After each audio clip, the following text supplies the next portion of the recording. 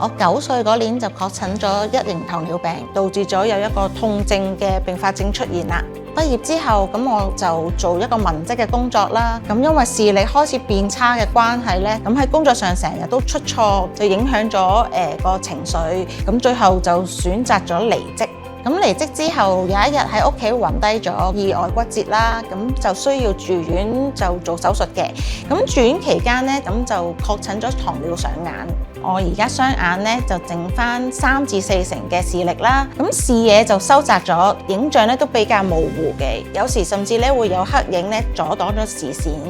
喺養病嘅期間咧，我就因為骨折所以坐輪椅，咁成日都困喺屋企。做社工嘅家姐咧就建議我參加香港展能藝術會嘅工作坊，呢個建議改變咗我人生。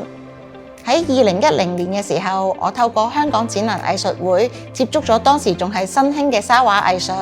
沙畫係以光影效果去呈現，配合觸感，用手部嘅動作將沙粒變成唔同嘅影像，就好似魔法師一樣。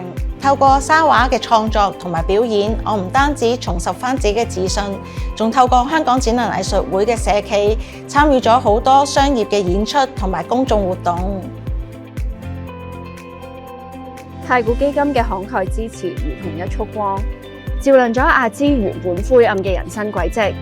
沙畫創作如今已經成為咗佢最真摯嘅技藝，為佢開拓新嘅收入來源，自食其力。回想過去，阿芝諗唔到能夠以沙畫重拾色彩嘅人生。如今嘅阿芝能夠自信咁喺沙台上揮舞，幻化成一幅幅觸動人心嘅畫面。佢唔再係被病痛困住嘅女孩，而係一位以藝術療癒自己、啟迪他人嘅藝術家。